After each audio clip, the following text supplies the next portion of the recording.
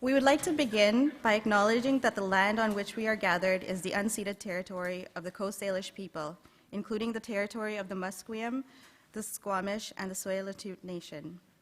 My name is Jyothi Naidu, and the session that you are all in today is The Future is Now, Leading Innovation in Healthcare. There has been a slight change in the order of presentations that we're going to have.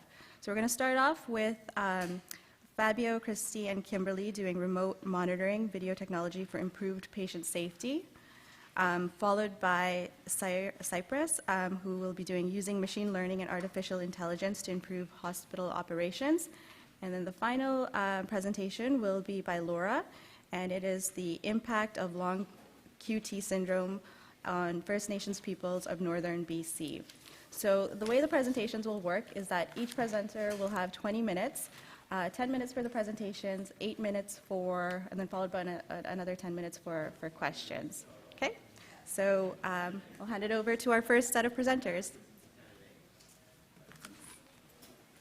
Thank you. Thank you. Good morning, everyone. So we're going to be presenting on remote video monitoring technology for improved patient safety. I'm Fabio Feldman, the Director of Clinical Quality Patient Safety, and that's Kimberly and Christy. And we're going to rotate throughout this presentation here. We also like to acknowledge that Fraser Health provides services within the unceded and traditional lands of the Coast Salish Nation. And we do not have anything to disclose. So why do we need a system like this? Within acute care, there are many patients at risk of hurting themselves or others. These individuals may have an increased likelihood of falling, becoming violent, pulling off lines and tubes, and so many other things. So a common strategy that's used currently is the use of a sitter or a one-to-one in the room to monitor the patient. The cost of this one-to-one is very high, and there's very little evidence to show the benefits of having that a staff member in the room to reduce falls or elopement. Also, there's a risk associated with having a one-to-one monitoring a patient that might become violent. So a solution that has been implemented in over 600 hospitals across the United States over the last few years is the remote video monitoring technology. The system enables one specialty-trained healthcare aide to monitor up to 12 patients at one time from a central private monitoring location. There are shifts to observe the patient, so it is continuous 24 hours. So we are using wireless 6-foot-tall cameras on wheels that can be moved to whatever is needed.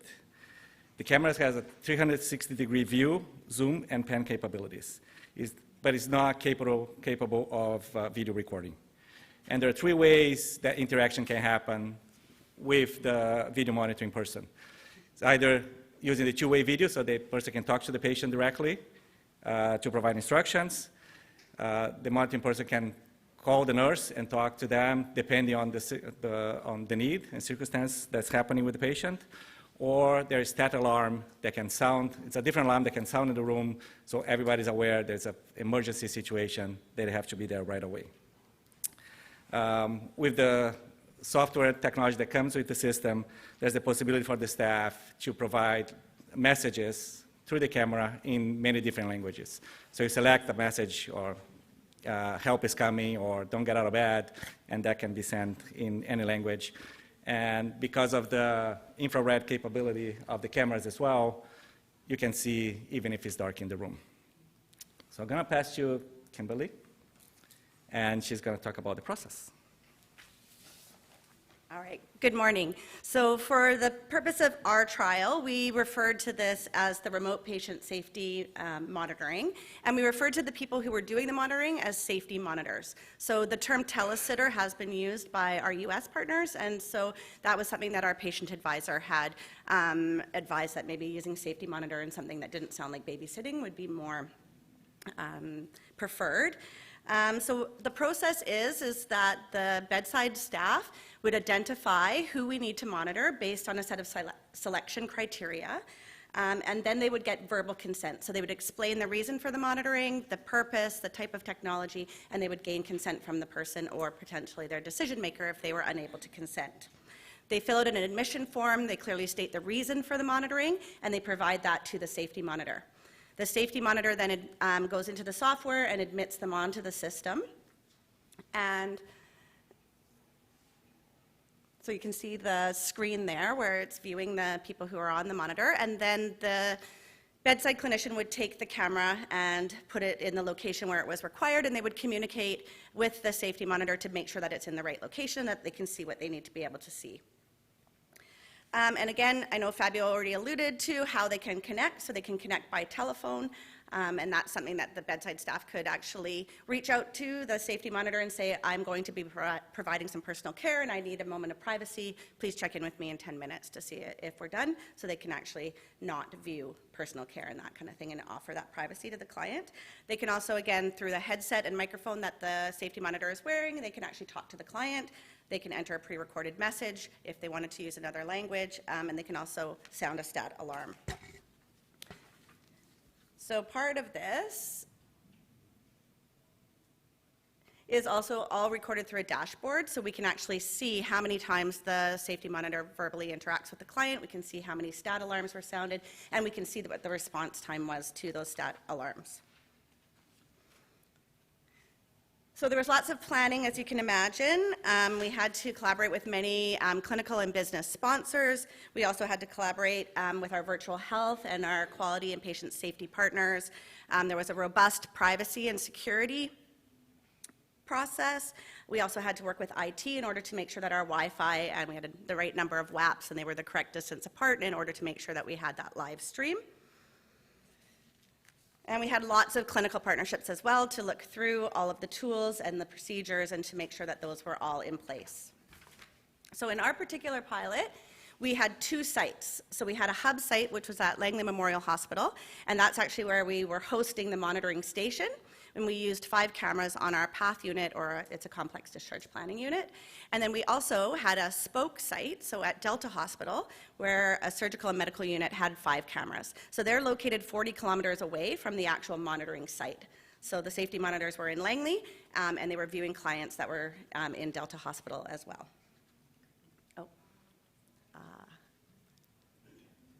So 5 cameras in Langley, and then 5 in Delta. So in terms of education and training, we hired 3 full-time and 2 part-time healthcare aides that were dedicated to this project, and then we also trained a number of casuals. They completed an online module, as well as we had the team fly in from Michigan and spend a week on site.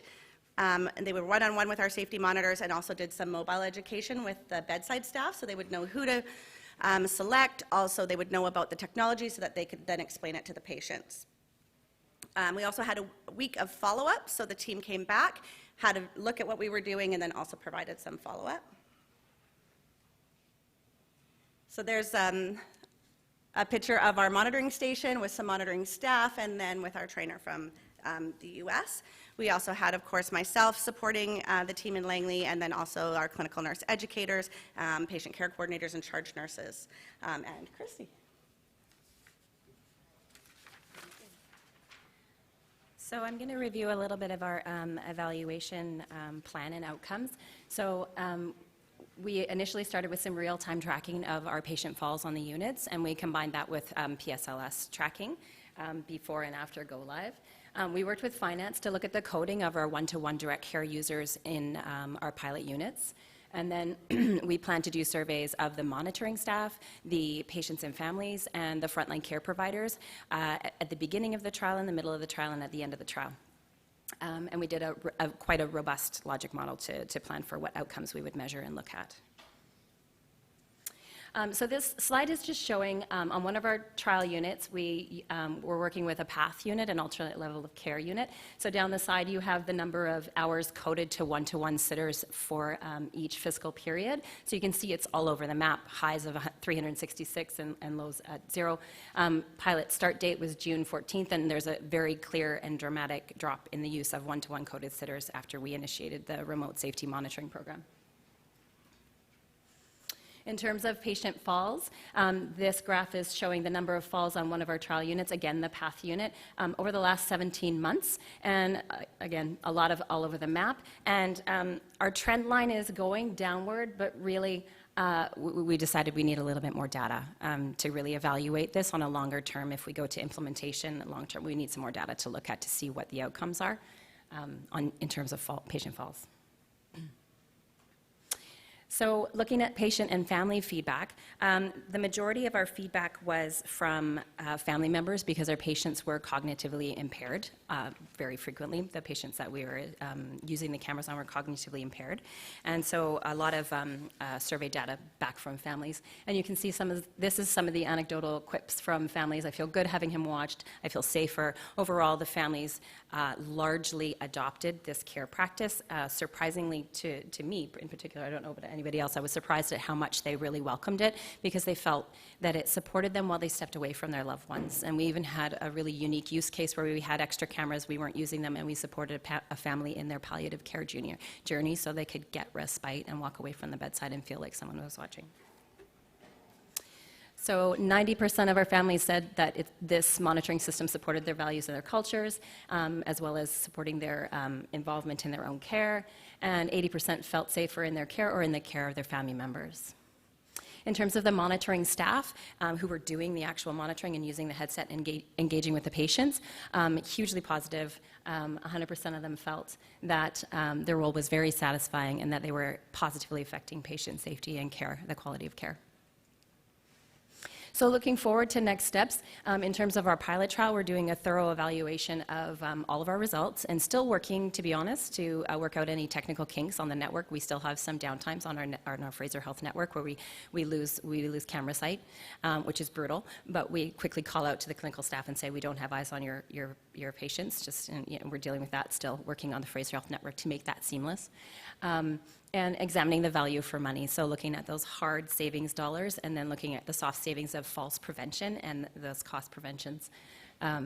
Planning for seamless monitoring coverage, so starting to in-service and train more care aides to do break relief and coverage.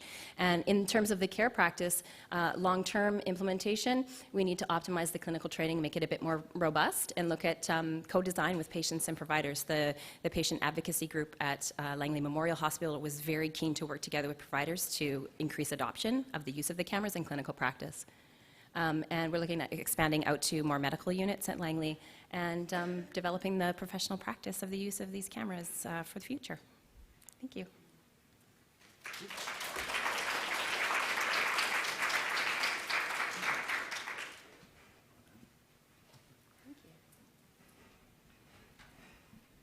Great presentation, thank you. Wondering what the reception was from the clinical staff who were used to having a care provider within the room providing direct care rather than having nursing staff responding to a prompt or alarm. Yeah, I can take that question. So in Langley, on the PATH unit, we actually had a really good response from the staff.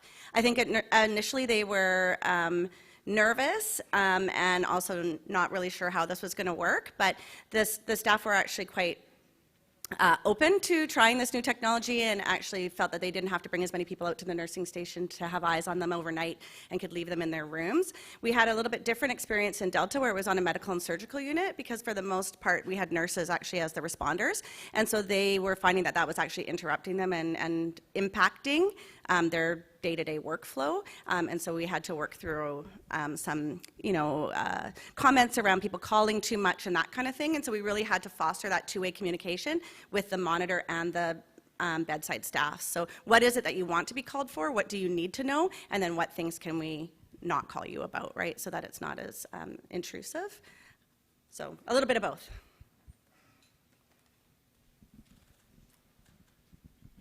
Thank you for the great presentation. And I work as an advocate for the Alzheimer societies, and I work with the Providence Healthcare and the Vancouver General Hospital research projects. And I'm very interested when you said about dementia, the use of dementia, and I think this has great potential. And I'm wondering, if you can give us a ballpark figure about this kind of this project of 5 monitors and 5 hubs kind of thing. Would you be able to give us some sort of ballpark figure on how this is being, how much it would cost for this kind of thing? Yes, so the vendor that we're working with has never entered into any lease agreements before. They usually asked for a buyout of the system, but because this was a trial and it was a first attempt in Canada, they worked with us, worked with Fabio in negotiating lease agreements. So I would say if you were going to buy out these cameras, they would run you around $25,000 each to buy them out. If you were leasing, it would cost you about $7,500 a month per camera. That includes hardware, software, and analytics support. Yeah, and your operational costs for a care aide working 24/7 on 8-hour shifts per year, including relief and benefits, is $350,000 a year. Oh, wow. Okay. Yeah.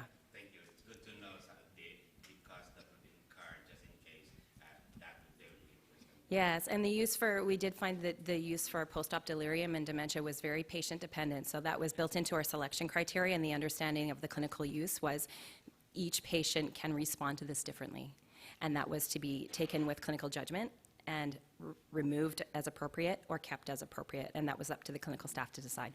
Thank you. Yeah, and the staff can actually monitor up to 12 people at one time. So for one staff member can have eyes on 12 people. Hello, just wanted to know what the relation was between the two measures you showed, the 1-in-1 sitter and the number of falls, as well as is one camera dedicated to just one patient? Yeah, so each camera is dedicated to one patient and zoomed in on one particular patient. So even if you use these cameras in a quad bedroom, it's monitoring one patient, and that's the most safe way. You can't watch 4 people at once. It's not.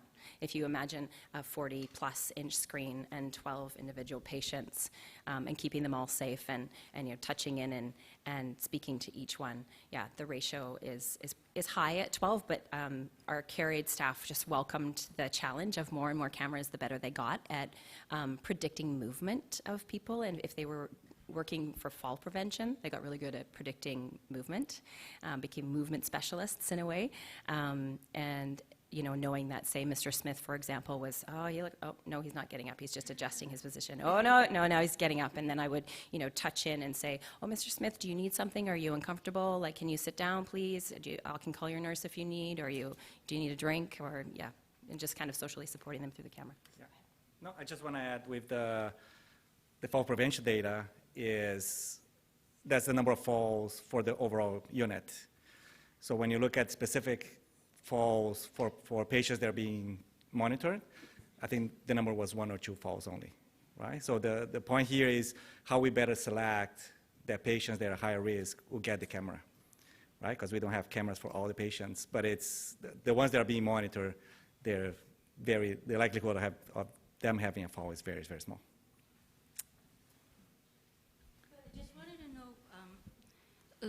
What you showed in terms of reducing the 1-in-1 sitters, because I'm not aware that 1-in-1 sitters are used to watch people to prevent their falling.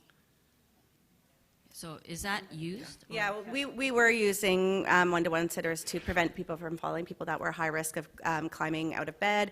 We've also used it at Langley Hospital for people who are pulling out tubes or catheters or that kind of thing.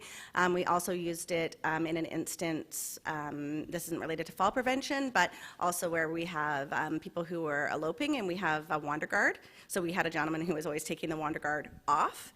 And so then we actually had the monitor monitoring him in his room, so then she could alert the nurses, oh yeah, he's just cut it off, it's under his mattress, or it's in the garbage can, or, you know, in that kind of instance as well. So, but we were having a high use of one-to-one sitters, which we saw drop off dramatically.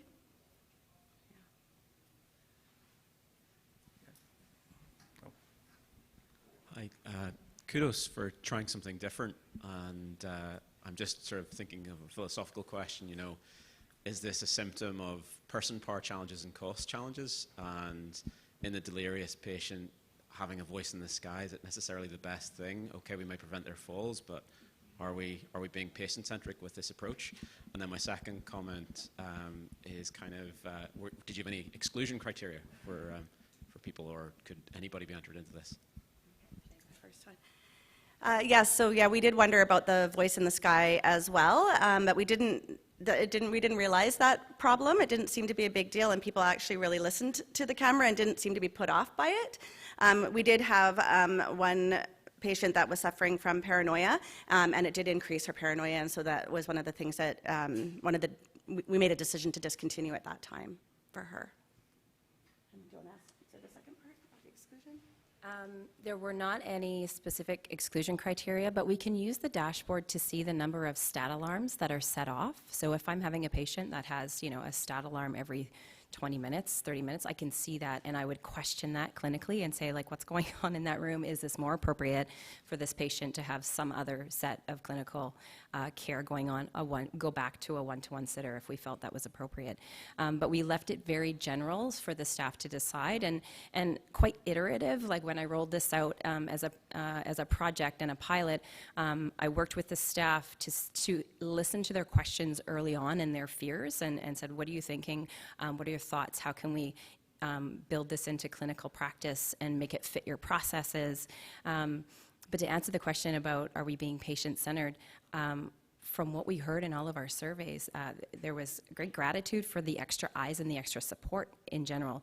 I think one of our surveys came back with some slight negativity, but all in all, I was overwhelmed with how much the families felt that this was a wonderful piece of addition to care.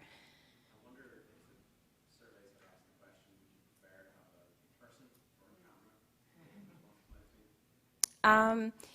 Yeah, I think if you've observed a one-to-one sitter before in the past, they're really sitting right in your space by the bedside and often not engaging, and to be honest, very often sitting on the phone. So does that feel invasive too? The newest iteration of these cameras can provide a screen with the face of the monitor. So the next version, the upgraded version, provides the hardware capabilities for you to actually see the person that you're talking to. So would there be benefits to that? Perhaps. I guess we'll see if we go down that road and purchase the newer cameras. Yeah, good questions. Thank you. Okay, and that's all the time that we had for.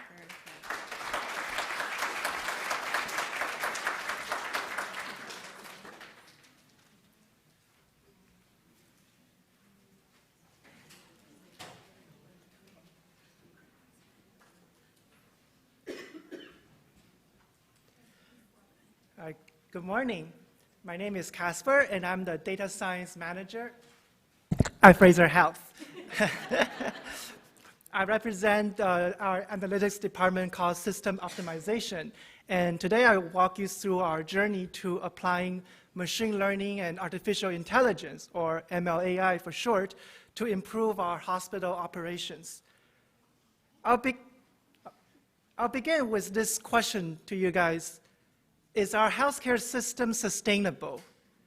Raise your hand if you think yes. Raise your hand if you think no. Everybody. Yeah, so I also lean towards no at the moment. There's an article published in Vancouver Sun last year that says we're now spending more than $21 billion per year in healthcare. That's about 41% of the total provincial budget. It is projected that at the current rate that we're going, by 2040, that 41% will grow to 55%, at which then the system becomes no longer sustainable.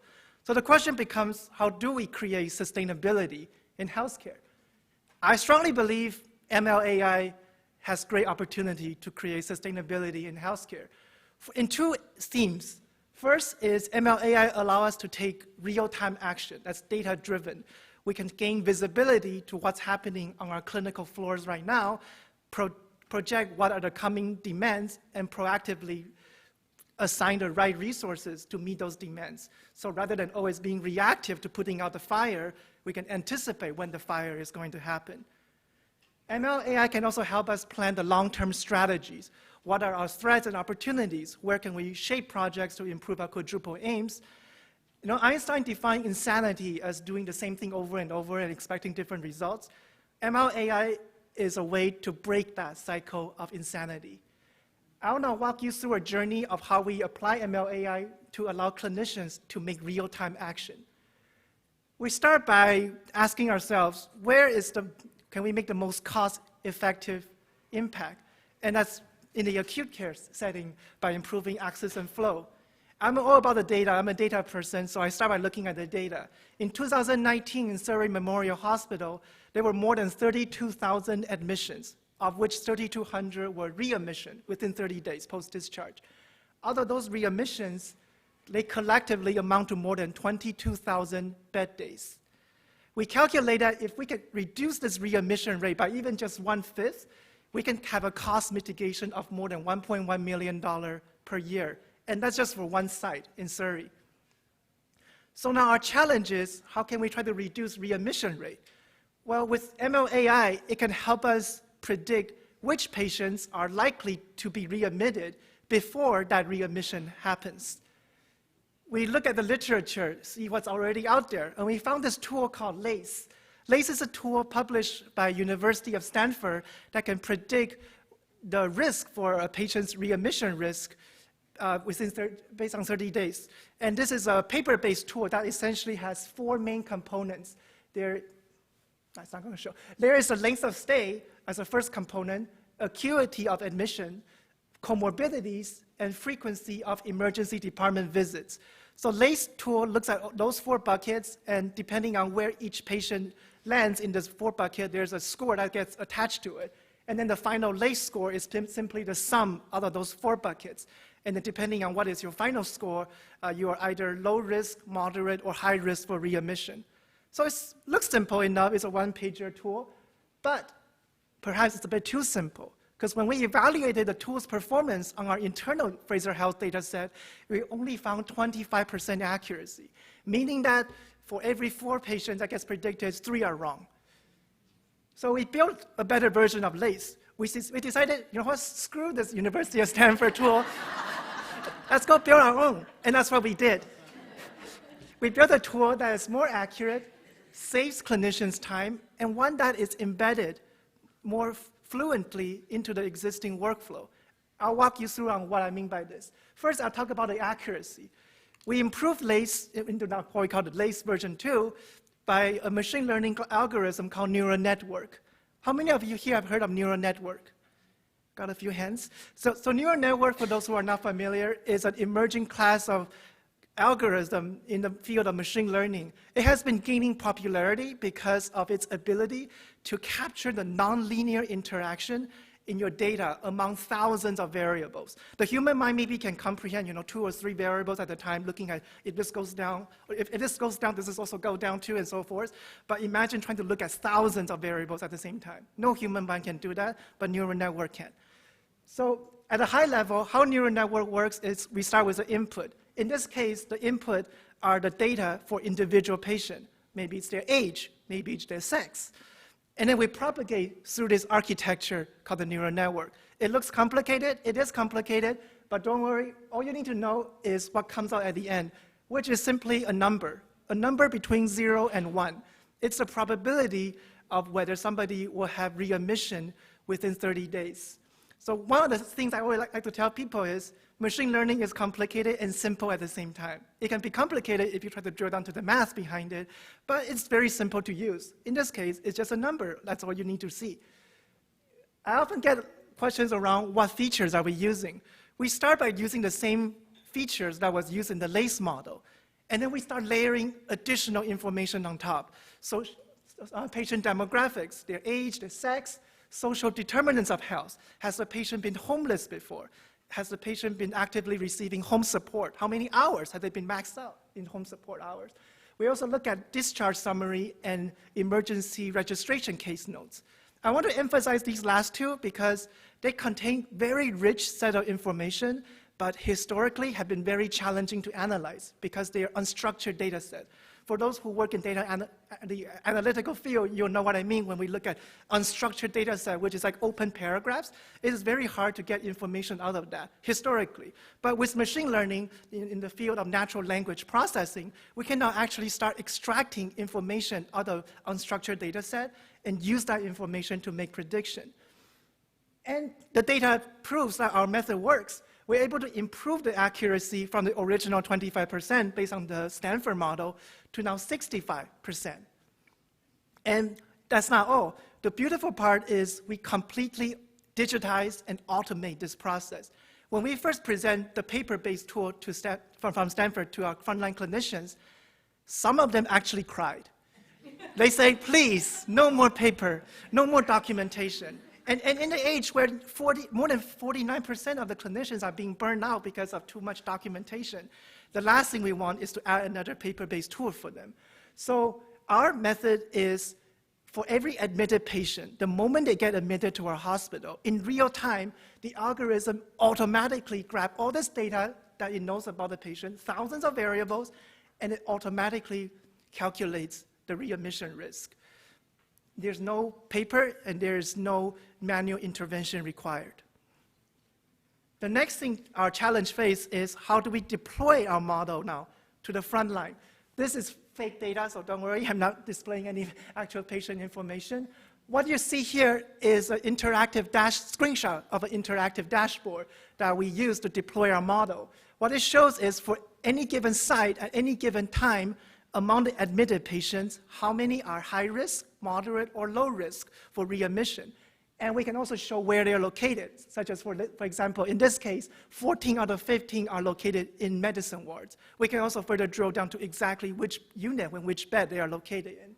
And we can also show exactly who those patients are and link it to additional data like what are their lists of comorbidities, what are the social determinants that we have pulled out from our record that we can present to the clinician so that they can use that information to make an informed care plan. We also link this to our internal EMR called the eye tracker. So eye tracker, for those who may not be aware, is an internal EMR system that Fraser Health has developed. It has been in use now for more than 10 years. It is basically a complement on top of Meditech system. It's a way where we want the interdisciplinary care team to document the care plan in one centralized place.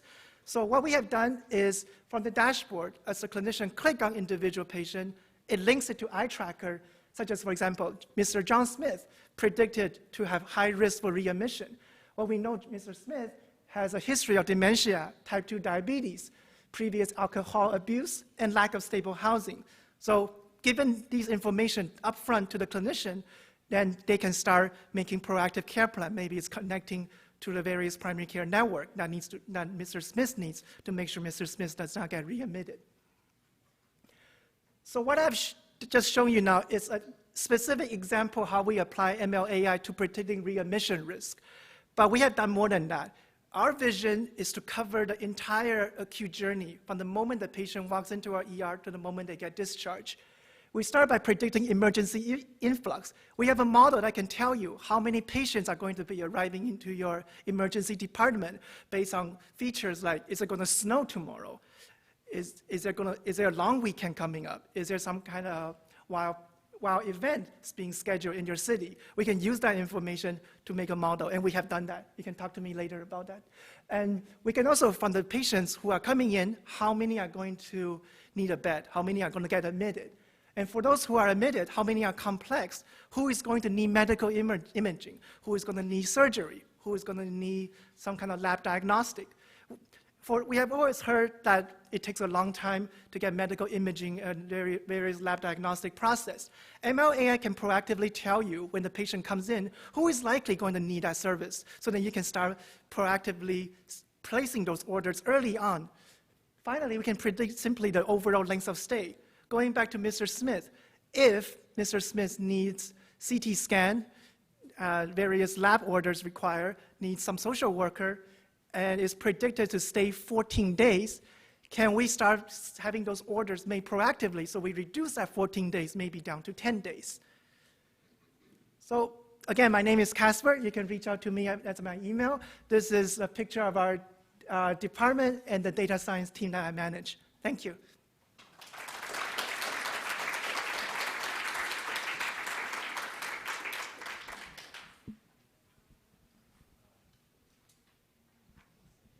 I wondered, is the care planning piece automated as well? Like when you have that they might need a social worker, does that pop up as a prompt? That is eventually our plan. Right now, we don't have enough data to know what is the right care plan based on the patient's condition, but as we start tracking this, we can then use historical information to know what care plan actually was effective in preventing readmission and use that information to make recommendation for the future. So yes, that is in our vision to eventually head towards there.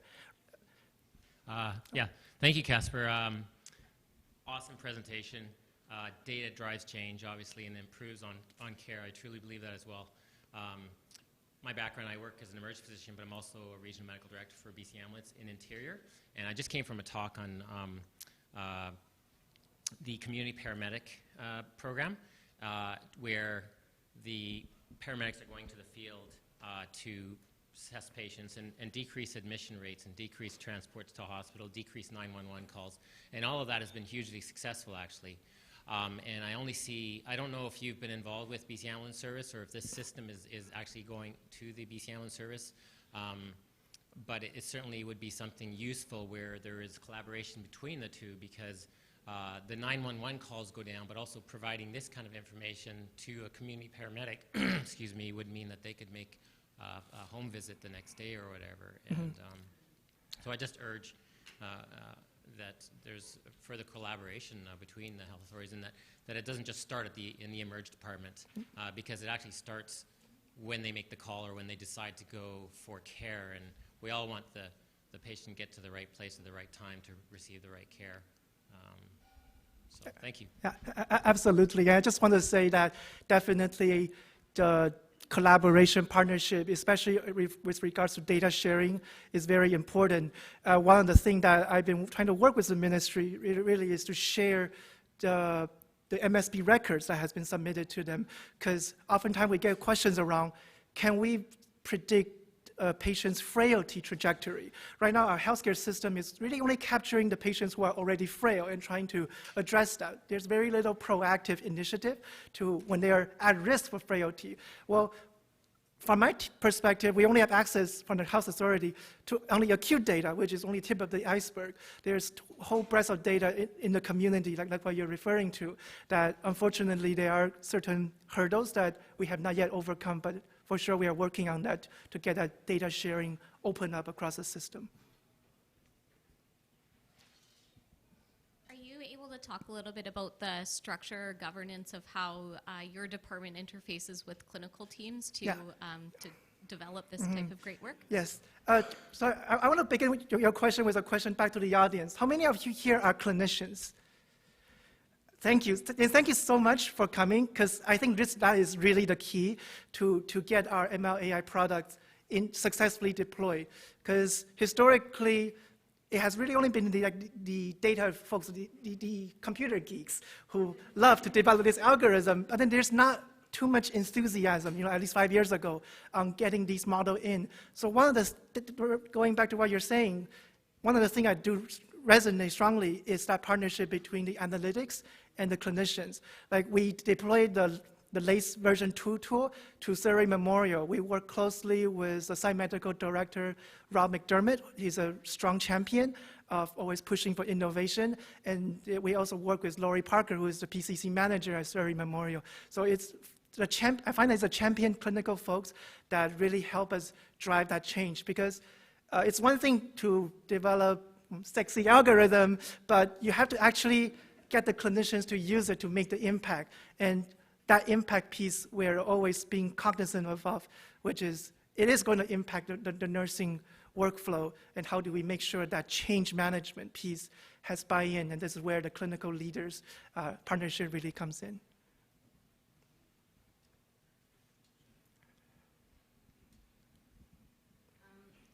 Yeah, I love this stuff, and it's fascinating. And I was just wondering, with all the algorithms, are you able or should be able to predict congestion and how that would affect how the emergency departments are functioning? Because from everything I see, you know. Oh, I lost the slide. Go ahead. One of the predictors would be the number. Are we correct in the number of beds we have to manage our patients at this time in terms of volume and population that we're dealing with, especially in Fraser Health? Yes. I'm not going to use the slide. Something's going.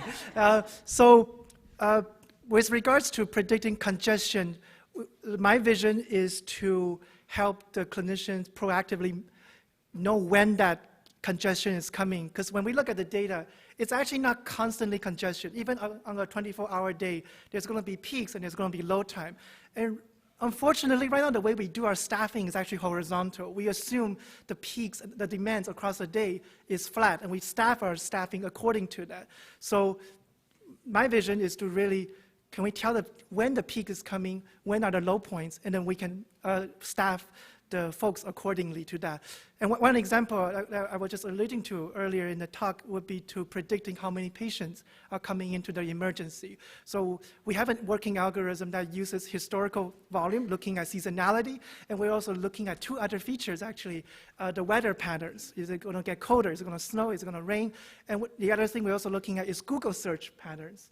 As patients start looking for, how do I get to Surrey Memorial Hospital? How do I get to Langley Memorial Hospital? We can tap into that data, and what's interesting, when we see the peak, that's also going up. It's the patients getting out of the emergency department that's a problem, though, right? Yes, yeah, and that's the second piece, which is for the patients who are coming in, how many are going to need a bed? That is what we have also done. We have a working minimum viable product, a working version 1 that we are testing out in Surrey, which basically says for the patients who are coming in, out of your patients currently in emergency who have not yet been admitted, how many are likely going to be admitted? And that gives that a couple of hours in advance warning to the acute staff. This is how many they are coming in. And then we can also start looking even 3 to 4 days in advance. Perfect. Okay, thank you, Casper. And up next, we have Laura for our final presentation.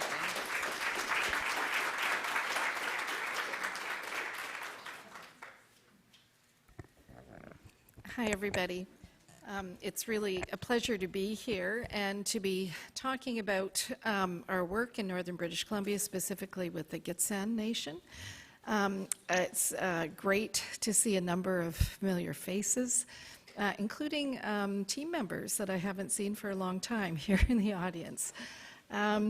So I'm a professor in medical genetics at University of British Columbia. I'm situated on Vancouver Island at the Island Medical Program, and the work that I'm talking about today on behalf of the team that does all of this work is up in northern British Columbia. So the impact of long QT syndrome in First Nations is what I'll be talking about.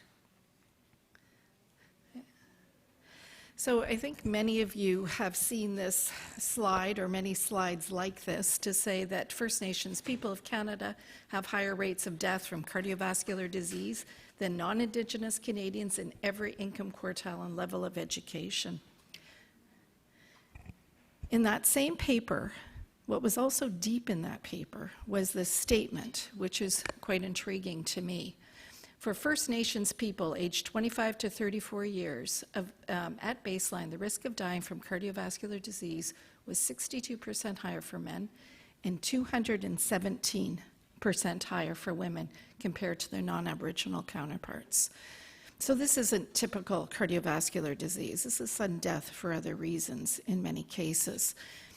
And could some of this actually be genetic? So I want to tell you about 3 women. A 29-year-old First Nations woman was on the couch watching her 2 young children when her husband left for work. He returned 2 hours later to find her unconscious. She died before arrival to hospital. A 26-year-old woman, 4 months postpartum, tells her husband that she isn't feeling well. She went to bed, and she died in her sleep. A third, 36-year-old First Nations woman was coaching a university basketball game and had a cardiac arrest, but a defibrillator and those trained in CPR were nearby, and she survived. All 3 of these women had long QT syndrome. So what is long QT syndrome? Long QT syndrome is named for the prolongation of the QT interval beyond 450 to 470 milliseconds, corrected for age, for rate and age for men and women, respectively. As you can see, this is the QT interval, and it represents the ventricular contraction, and then as the cells are waiting for the next beat, so refractory. It's reflective of an abnormal ion exchange through the myocytes extending repolarization. It sets up an asynchrony. So what this means is if the sodium, potassium, calcium are not getting through to set up the electrical gradient in all the heart cells, then there can be an asynchrony that leads to arrhythmia and sudden death.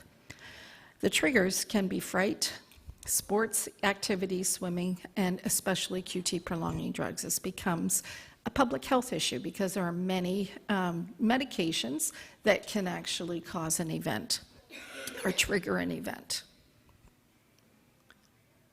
Long QT syndrome is caused by several genes, mostly 3 genes situated at the top here. But at least 17 to 18 other genes have been implicated. But most importantly, it doesn't just work by itself. This is considered a complex disease. We can call it single gene because there are major factors, but there are also minor genetic factors and also other factors such as medications that I just mentioned, autoimmune disease, for example, or other factors that actually contribute to a prolonged QTC and can also contribute to an event. Importantly, this is a very manageable condition. Okay, for hereditary long QT syndrome caused by long QT type 1 and long QT type 2, beta blockers can actually prevent events, and importantly, avoidance of medications that can prolong the QT interval will also prevent events. So it's just knowledge of the condition itself can make a difference. And you don't have to have super specialists looking after these patients because what you need actually is a lot of healthcare teaching about what prevents events, okay? So it's very simply managed once you actually are aware of what it is. So this is a story about how a northern British Columbia community directed UBC to address through research what was important to them. Long QT syndrome has been recognized in northern British Columbia for well more than 30 years. Dr. Charles Kerr was a physician, GP in the north, but also then a cardiologist and electrophysiologist in the north, and he had been diagnosing this condition for many years.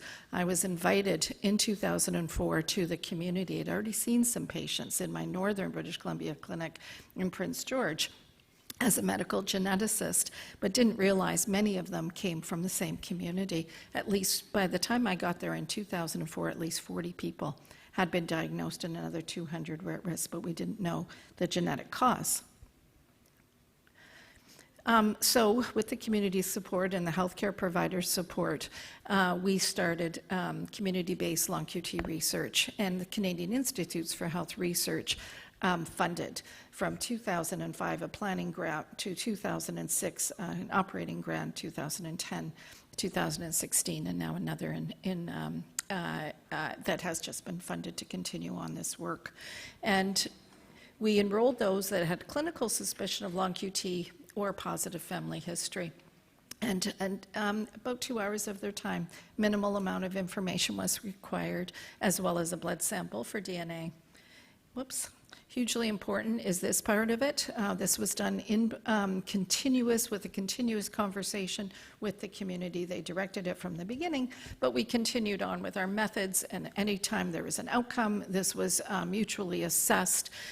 We shared knowledge on both sides to be able to understand this better. We were going with the Canadian Institutes for Health Research guidelines at the time that were just being developed, and then the TCPS2 guidelines, Chapter 9, which helped us along with with the way that this was being done. Most importantly, that the protection of the DNA was considered part of this continuous process. So it wasn't just the DNA was separate, this was all part of it. So this became part of the continuous conversation that continues to this day. We were able to, I'm going to go through these slides very quickly. They are in the app, and there's a lot of detailed information there, but I'm just going to give you some of the highlights of what we found over the years. So we were able to identify a specific variant, pathogenic variant, mutation as it was once called, in 2 distantly related individuals, and that was first done through Boston University, who was actually originally doing the sequencing around 2004. We were then able to look at the, in the lab, Saman Resdizia was a PhD student, Dr. Fadita's lab, now a cardiologist here in the region, and he actually transfected the mutation into cells.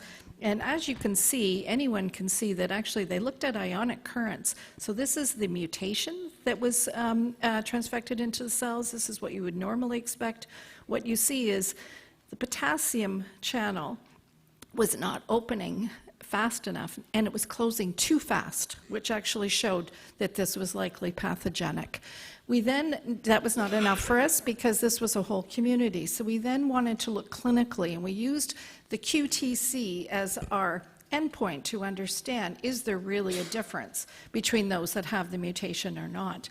And what's important to know here is that, that this in itself, a prolonged QTC on standard lead ECG is just an independent risk factor for sudden cardiac death. We actually read all of these with standard methods blindly to the mutation and chronic disease status, and that was Dr. Charles Kerr, who did most of that, read over 2,000 ECGs for us, blinded to mutation status so that we could get our information. At this time when we had our first inaugural publication, we only had 22 mutation carriers, but showed that in fact what we saw was true, that the QTC was indeed much higher. So this gave us the information to know that we should deliver these results and get healthcare underway. And to date, more than 850 people have participated, about 160 have the variant. And this has enabled us to actually look at the various extended family histories. This particular man, his daughter was one of the ones I featured, who died suddenly while she was watching her 2 young children. He did not know he was affected at all. And his mother had died stepping onto a train when she was in her 30s suddenly. Nobody knew what was happening there. And so what we also have gone on to try to understand is why this QTC, being totally normal at 419 with the mutation carrier, is quite different than what this man's is at over 500. And this has been part of the work that we're doing, and this is where sort of precision medicine comes in to understand exactly what the variants are that contribute to a worse scenario, and also what other circumstances, for example, autoimmune disease, diabetes, rheumatoid arthritis, and other things, and how they affect it. So what we did was we actually did a fair bit of genotyping along with the community participation.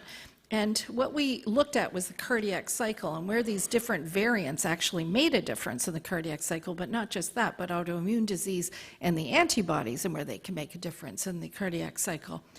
And then what we looked at was we actually put this all into regression analysis and then understood that certain variants actually contribute to an increased QTC, an increased event, especially for men who are really, they do quite well with the single V205M. You throw in another variant into that mix, and then they become quite a bit worse. So what we know now is that we can predict which individuals may be worse than others. In their presentation. It isn't as good as the AI that we just heard about, but it is, we're getting there, and certainly in the future we're going to call you. So what we've learned is that there is a lot of difference in person-to-person differences with the severity of it.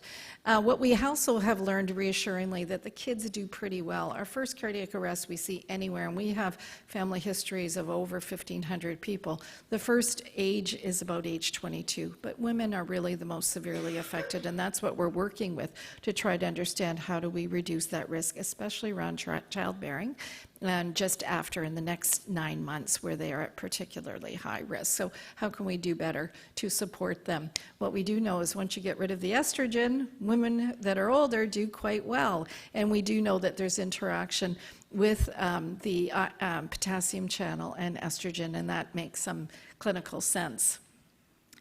Men with, and you've already heard this, what we've done is actually provided 5 multidisciplinary clinics every year. This started in 2011. With the entry of the BC Inherited Arrhythmia Program, this is now sustainable. It wasn't just through research. We've actually developed a one-pager that is provided to all our healthcare providers of medications they need to avoid rather than going through the various apps, which are quite complex. So I'm getting the red light here. But I just wanted to say that we continue to ask questions. We also have developed specific guidelines for pregnancy, and that's for the whole province, not just for this region. These are the 2 internists that have taken on the care in the north, Dr. Jaworski and Dr. Duren. I think Dr. Jaworski is here in the audience. And we appreciate the Cardiac Services BC that continues the funding for that. And the community has a very big role with all of this, and this is in every aspect of the research and the review of manuscripts, etc.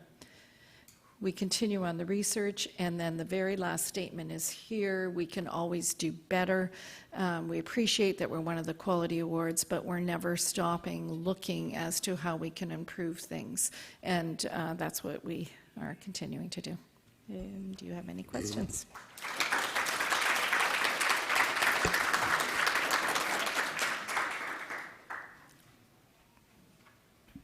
Hi, excellent talk again. Thank you very much. You said a very powerful statement right at the very beginning where a 40-year-old had an undiagnosed long QT, collapsed, and is now alive. Mm-hmm. And I can say the same thing for a 13-year-old in southern Okanagan that was at their school and collapsed, and an AED was provided and proper CPR was provided. And I guess you know what I'm getting at is we don't know who has long QT syndrome. Yeah. It's a tough diagnosis to make. Yeah. And it behooves us all to practice learning CPR effectively and to have AEDs accessible. And BC Ambulance Services has partnered with the Advanced Coronary Treatment Foundation across Canada, whose mandate is to provide AEDs accessible to all teachers within schools and all students, and to teach and maintain that certification. So that we can make the most important benefit for these individuals, because for every minute that there is no CPR and no AED, you're losing 10% of survivability at 100% at 10 minutes. Absolutely. And no ambulance is going to get there in that time frame. An AED can reverse and improve the survivability up to 85% or more if you do that within the first few minutes. And it is our most powerful tool for this syndrome at this time. The sad part is that, in fact, we identify which families are at risk because of the first event, which is usually a sudden, unexpected death.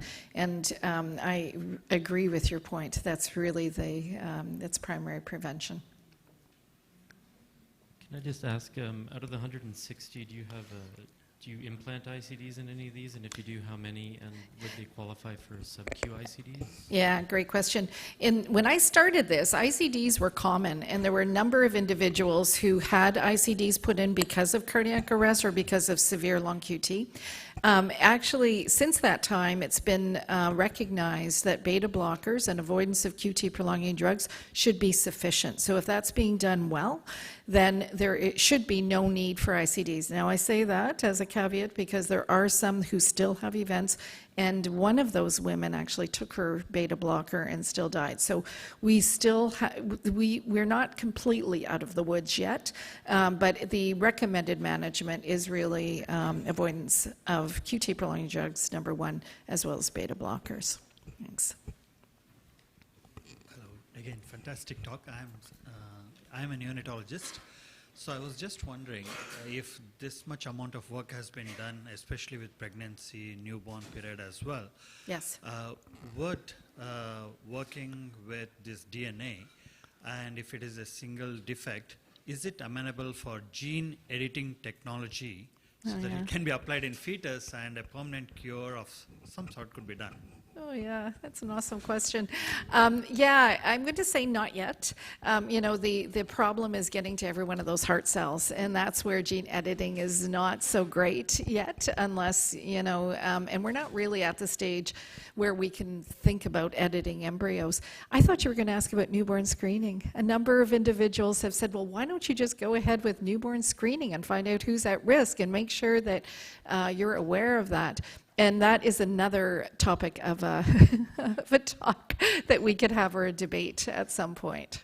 Yeah.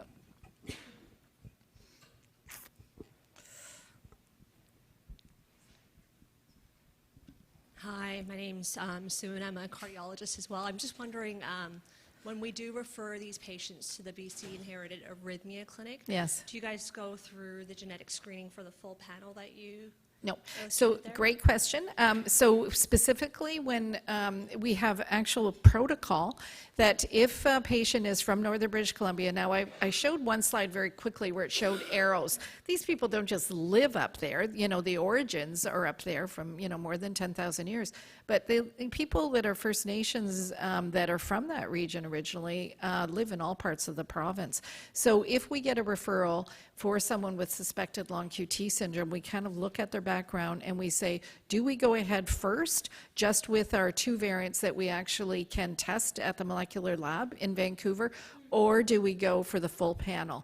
If we're not clear where they're from and they're First Nations, we go for the full panel, but often we end up finding out they do have the V205M in that case. But if we're clear, we actually start with that first, and then we go to the full panel if negative.